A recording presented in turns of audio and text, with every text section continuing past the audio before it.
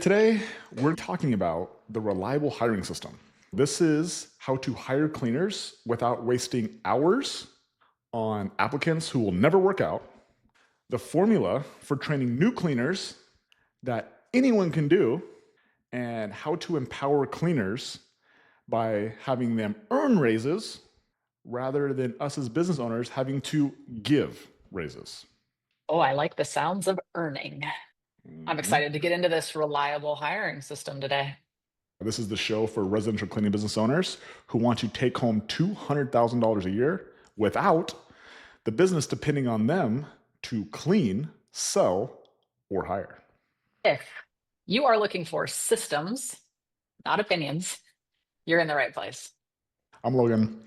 That was Katie. And together, we've grown our residential cleaning business from zero to over $3 million in 5 years. And every week, we break down the exact systems we used so you can install them into your businesses. Let's get into this reliable hiring system. We're going to talk about three pillars to this reliable hiring system. The first pillar is what helps us interview cleaners fast and allows us to logically offer or decline candidates to keep our decision fatigue down. The second pillar helps us train new cleaners that anyone on our team, including cleaners without teaching experience, can use to train new trainees. And the third pillar helps us repel entitled cleaners who want more, but they want to do less, and instead attracts cleaners who want nothing more than to consistently deliver a 5-star experience to clients. This is going to be so good. Before we actually get into those three pillars, Logan, can you share where that reliable hiring system actually came from? Yeah, for sure. So we started our first cleaning business in Bozeman, Montana in October of 2020 with zero clients and zero cleaning experience. And within 2 years, so by October of 2022, we had grown that business to $45,000 a month. And that was all due to that reliable hiring system, right? It was actually our client attraction system and our profitable conversion system. Those were the reasons that we were able to grow the business to $45,000 a month. Getting new clients was definitely our strong point. Yeah, but we definitely struggled with hiring, training, and keeping cleaners. We were constantly understaffed and we were constantly overworking our cleaners. Yeah, that's absolutely the truth. Let's talk about actually what we did to change that. The moment that really stands out to me was when we went to that business conference in Vegas. Yeah, we brought Kenzie, who was our office manager at that time, to join us in Vegas. Yeah, and I believe that this trip to Vegas, it could help us solve this cleaner problem that was keeping us stuck, But did it? kind of. I mean, we did end up finding the solution to this cleaner problem. It just wasn't at this cleaning business conference. Nope. It was at a dinner with Alex and Leila at this cute little Persian restaurant just off the strip. Yeah, we rode with them in their Tesla. And it was the first time I'd ever been in one before. I'll never forget it. They valeted it to us to pick us up, and then like the doors opened all fancy, like vertically instead of like normal car doors. I was like, "What is this thing?" Yeah. Anyway, though, so we were at dinner and we were telling Alex and Layla about this new cleaning business that we had started a couple years ago. And I was telling them how great the client side was, but how we were struggling with the cleaner side. Yeah, I was nervous to have dinner with Alex and Layla to begin with, and then Alex just like pauses, does his sit back in his chair, and he says, "You're not in the cleaning business."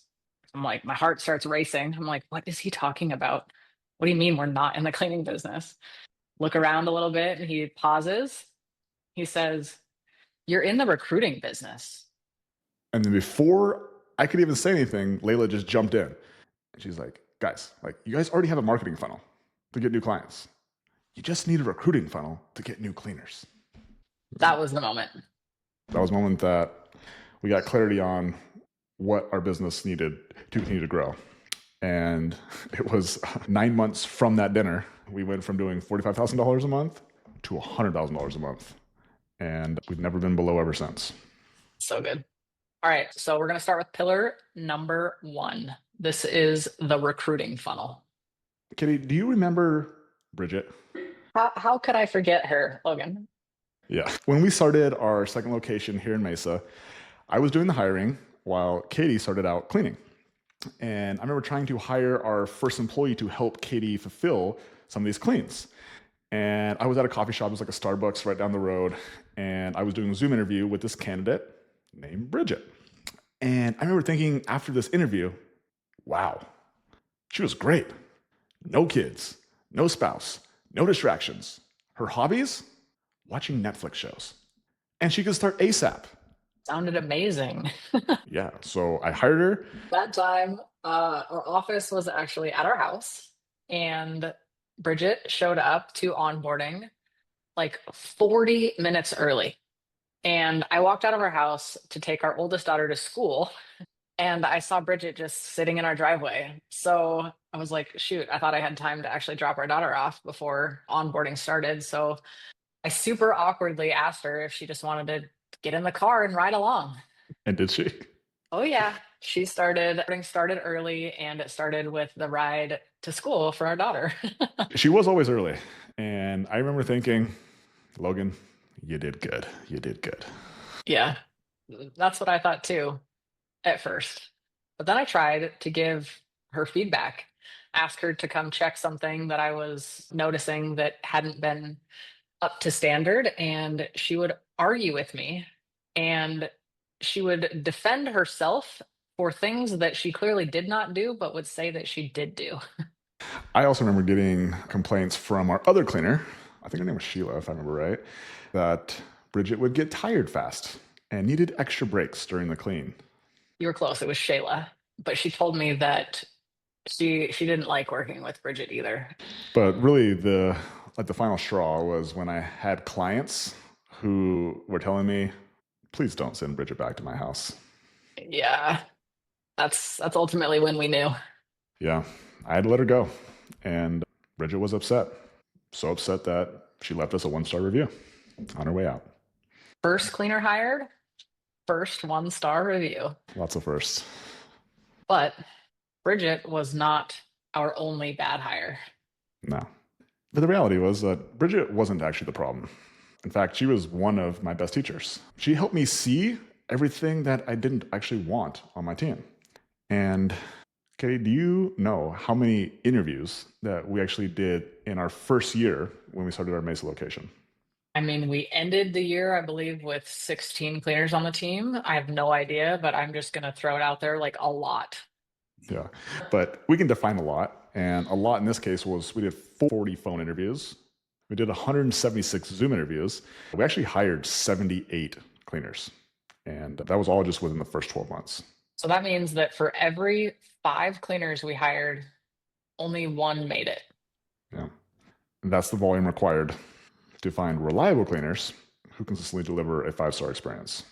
Okay, so how do we actually decide who we offer the job to and who we decline? Yeah. So in the beginning, I used my gut, and that ended up with Bridget. However, Bridget helped me create the interview scorecard. And this helped me actually score candidates across 8 different categories. I love this. Okay, so what are the categories?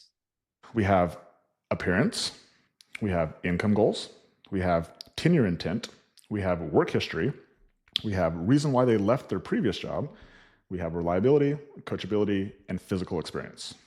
And with Bridget? Yeah, so looking back on it, Bridget would have scored a 10 on reliability. But that's only one of the 8 categories. Exactly. So one good category doesn't create a good total score. Not even close. And so every category gets a rating, 0 to 10. However, each one is actually weighted differently. Some are weighted heavier than others. And then at the end of your rating, it actually spits out a score. Okay. And then what does that final score tell you? It really gives you a data point in which you can make a decision backed by logic rather than just by your gut. Mm, 440 phone interviews, Correct. 176 Zoom interviews. Yep. That is a lot of volume. Exactly. And the recruiting funnel, it's not about trying to get lucky with the first one. It's about doing so much volume, it's impossible not to find reliable 5-star cleaners. So the goal is not to avoid bad hires like Bridget's, correct? No, it's just to help us get more clear on exactly what we're looking for. And we do that through volume. I love that. Okay, let's move on to pillar number two. So, pillar number two is do it for them, do it with them, do it on their own. Yeah. This one, it cost me $1,000 an hour to learn. Best money ever spent. I was working with a mentor. His name was Dr. Trevor Cashy, and he gave me this formula that transformed our ability to train new cleaners. And what was the formula? It was do it for them, do it with them, have them do it on their own. Ah, it is so simple. Most owners try to skip steps and then they wonder why their trainees don't work out. Exactly. The important part to note is that this formula, it's not for trainees. Okay, explain further. This formula is for the people training the new trainees. Okay, can we break down what each step of the formula is? Since you've actually used this formula in the field, do you mind if I ask you kind of how it works? Okay, let's do it. Okay. Katie, what does it mean to do it for them? Yeah, doing it for them means the trainee just watches. They actually just take their eyeballs and they watch you. The trainer cleans the entire home and talks about everything that they're doing. So they're talking about what they're doing, why they're doing it, and how they're doing it And does the trainee ever want to jump in and like start to clean? every single time. They always have a desire to want to help. They can't leave their hands still. It's good that they want to jump in, but we actually do not let them jump in. Why? Yeah, there's a psychology to it. So when you tell someone they can't do something, what does it make them want to do? I want to do it more. Bingo. And we actually want them to clean. What about do it with them? What does that mean? So the do it with them portion of the formula is when the trainee actually starts cleaning in the same room as the trainer, but this time, rather than the trainer telling them how, why, and what they're doing, the trainee is actually verbalizing what they're doing. And the trainer is there to correct in real time, both with what they're saying they're doing and then also their physical actions, while the trainee is actually implementing the clean. So now the trainee is actually cleaning the home and the trainer are cleaning the home. Exactly.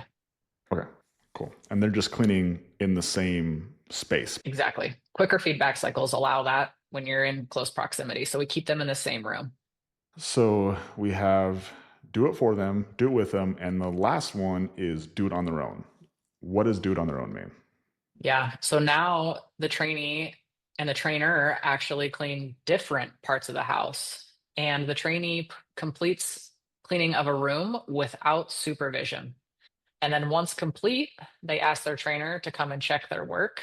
And the trainer double checks the trainee's work. Now we're actually dividing and conquering. Yeah, kind of.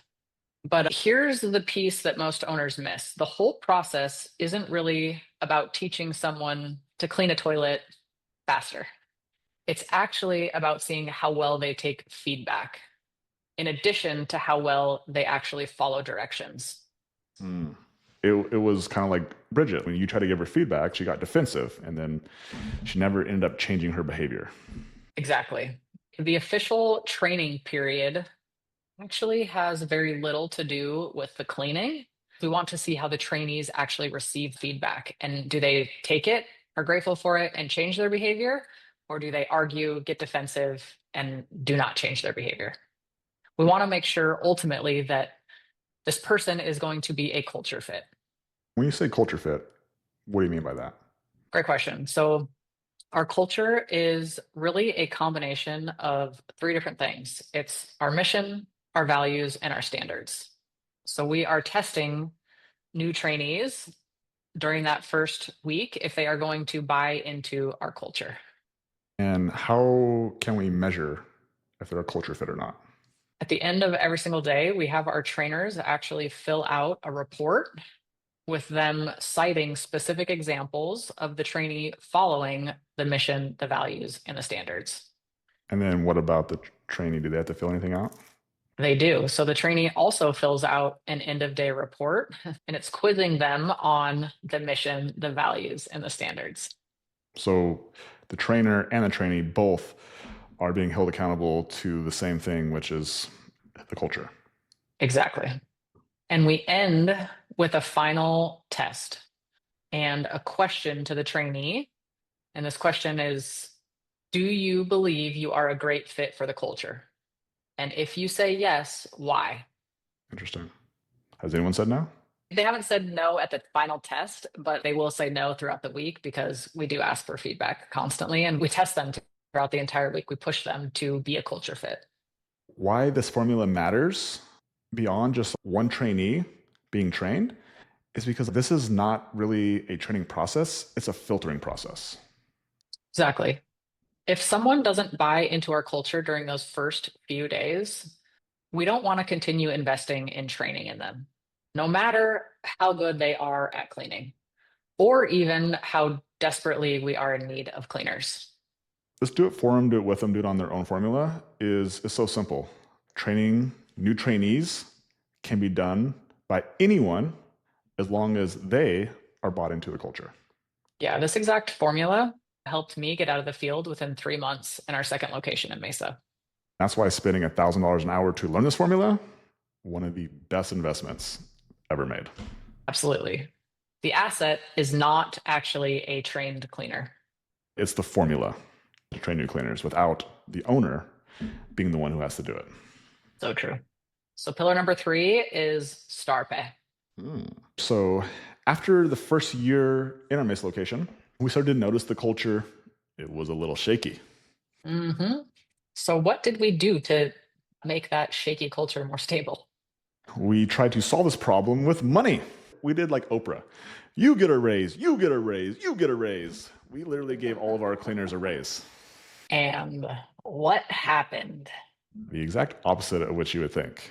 Over the next 2 months, we lost 14 of those 16 cleaners. Wah, wah, wah. We raised their pay. They left anyway. It made me come to realize that pay gets people in the door, but it's not the main thing that keeps them there. So how did we rebuild this culture? We stopped giving raises and we started giving opportunities. Explain what giving opportunities looks like. Was that giving raises, it tended to create entitlement that led to only wanting more and more without giving more and more. Instead of doing that, we decided, why don't I just show our cleaners how to become more valuable so they could earn raises without having to ask me or you, Katie, for permission? Providing clarity. That was the second birth of Star Pay. Yeah. I like to call it Star Pay 2.0. How does Star Pay 2.0 actually work today? With Star Pay, cleaners get paid the same way that you and I get paid as owners. They get 30% of what the client pays as a base revenue share. However, they have an opportunity to earn an attendance bonus every single week. How do they qualify for this attendance bonus? For every week a cleaner has 0 absences, they get a 5% attendance bonus. Can we do an example? Yeah, for sure. If a cleaner has 10 cleans in a week, so 2 per day, and each of those cleans, the client is paying $200 for the cleaner would generate $2,000 of revenue in a week. Okay. 10 cleans at $200 per clean. So 10 times 200 equals 2,000. Got it. Yep. And so then they would earn 30% of that $2,000, which is a take-home pay of $600 for the cleaner. But what about attendance bonus? If they have 0 absences, then they earn that extra 5%. Okay, and 5% of 2,000 is $100. They get a $100 bonus added to their base of $600, which means the cleaner would now take home $700 that week. Oh, $600 bonus for showing up. Amazing. Can you now share how cleaners can continue to actually give themselves additional raises? So we actually have 10 attendance bonus milestones.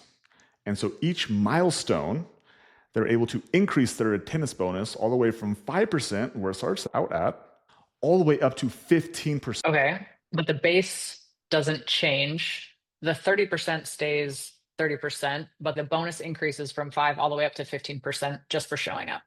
Exactly. That piece is the key. Okay, let's do another example. Okay. Let's keep the same numbers. The cleaner generated $2,000 of revenue, and they would still have the same base at 30%. So that means that they would get paid $600 for their base. But now let's say that they achieved all 10 of the milestones for attendance. And so now their attendance bonus is 15%. So 15% of $2,000 is $300. So now if we take that $300 for their attendance bonus and we add it back to the $600 base, this specific cleaner is now taking home $900. That's a pretty fat raise. Yeah. We reward what we want to see more of. So what happens if a cleaner has hit all 10 of these milestones and they call out because they got sick? That's what makes Star Pay 2.0 so valuable, is that they just don't earn the attendance bonus for that week. So using the same example, they would still get their base of $600, but because they had an absence, they would not be eligible for the $300 attendance bonus. Okay, that makes sense. And the very next week, they can earn their attendance bonus again. Yeah. That is exactly. why I love Star Pay so much, because the cleaners know exactly what the business values: reliability. And if they prove to be reliable, they can earn themselves mini raises along the way. Yeah. They get recognized for hitting these attendance milestones. As an example, we just had a cleaner hit 100 bonus weeks, and she also got an increase in pay as well. So cool. So instead of cleaners feeling entitled to be given raises and have to ask and be like, what am I due for a raise? They're now empowered to earn them. They have to remind us, hey, can you increase my pay? Oh yeah, sorry. And I tell you what, guys, when people earn things, they value them more. And that actually keeps the cleaners around much longer.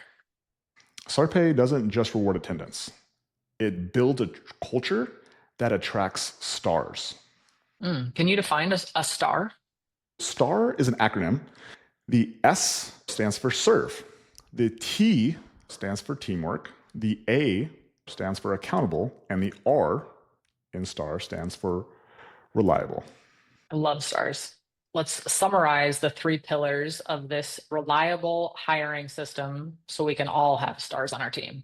The first pillar is the recruiting funnel. This creates the volume needed to filter out the wrong candidates and find the stars hiding among them.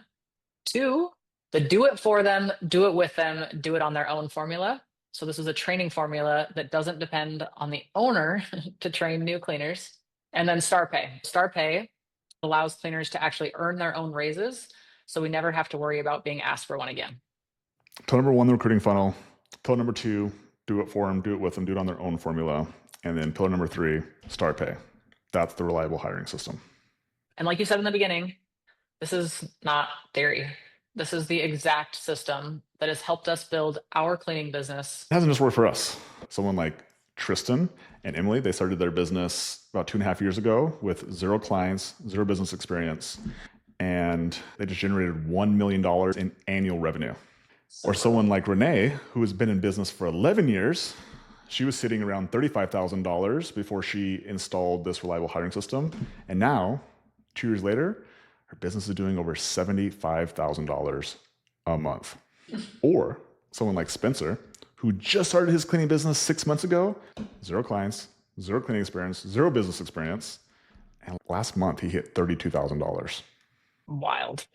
So if you're actually ready to install this reliable hiring system in your business, check out the 30-day install program.